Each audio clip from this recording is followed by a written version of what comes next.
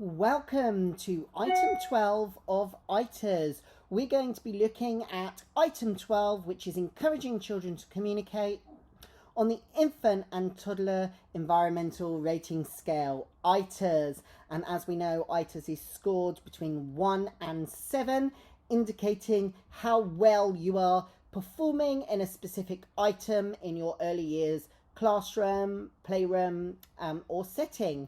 So this item specifically looks at item 12, encouraging children to communicate. So as always, we're going to start with some of Sammy's top tips on supporting and encouraging children to communicate. So my first top tip is create a language-rich environment. I can't say that loud enough, so I'm going to say it one more time really loudly. Create a language-rich environment. That means lots of talk, lots of explanation, have music with words and lyrics, use children's songs, rhymes, storybooks, have things labelled in the classroom, point out labels, have things written up on boards. Do everything you can to create in your early years classroom or setting, whether you're working with very young babies or older children. Language should be a central part of the classroom. That should be visual, it should be oral, it should be part of the routine, and you should use language as much as you can and in as many different contexts as you can throughout the day and as part of the routine. And just to say, if you are already doing some of these Sammy's top tips, or you're able to implement these, then you're already working towards and heading towards excellent in the ITERS rating for this item. So my next top tip is listen. Listen deeply to everything that children communicate, whether that communication is with words, whether that communication is through sounds or cooing or crying. Listen to what they're trying to communicate to you and respond to their communication. Show them that you're listening. Demonstrate active listening. Respond to what they're communicating in an appropriate way. Top tip 3. Model and demonstrate language and communication. When children come in the morning, good morning, Sammy, how are you today? Model communication. Model through your tone, model through your body language, model through how you use your arms to explicate what you're saying. Model and demonstrate good, effective language and communication through your own actions. Top tip number 4, give children time to respond. Ask them a question. Wait. Provide encouragement with your body language. And give them time to process and respond. You know this 5-second rule? You wait 5 seconds before you give a tip or a prompt or more encouragement. Children need time sometimes to process and get what they want to say or how they want to respond out as well. Right, so let's look at the next slide with my final top tips. So respond positively to all attempts at children's communication, whether it's cooing, crying, using words, 2-word sentences, whatever it is. Respond positively and give encouragement to children when they're communicating and attempting to communicate. Encourage that and help them to feel valued in the contribution that they're making through their communication. And talk to children often, all the time, and make it personal. Ask questions about them, about their families. Comment on what they're wearing. Oh, I see you've come in a red dress today, Millie. It goes all the way past your knees and nearly to your feet. And Mummy told me that that dress used to belong to your sister. I remember once seeing your sister in that dress. You make it personal to the children. Ask personal questions. Provide personal commentary. Show that you know the children. And leading on from that, my penultimate top tip, show genuine interest in children and what they communicate. Genuine interest. Not just, oh, that's nice. Carry on.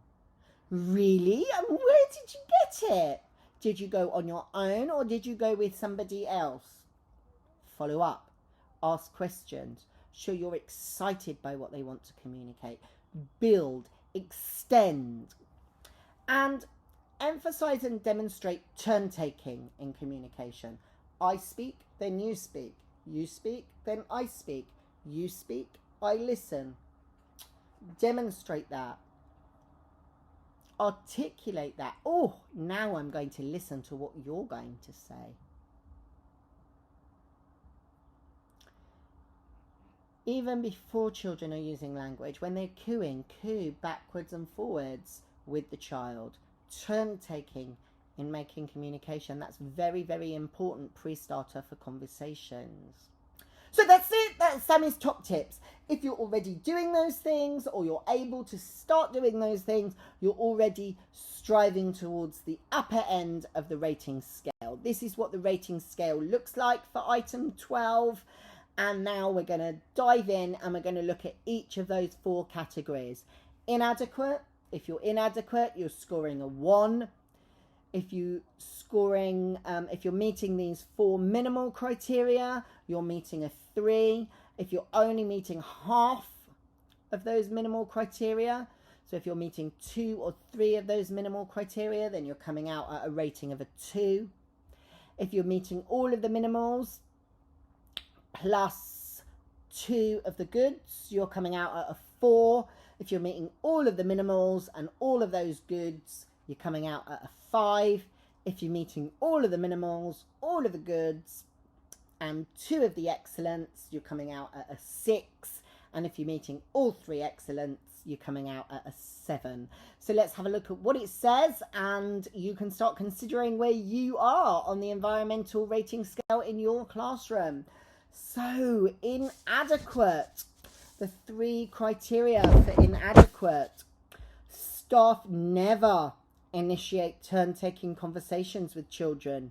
For example, they rarely encourage baby to make sounds back to them. Simple back and forth exchanges with children do not take place in an inadequate classroom.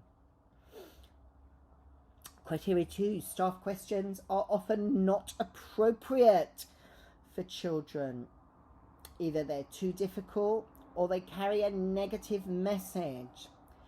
And the 3rd criteria, inadequate, staff respond negatively when children can't answer a question.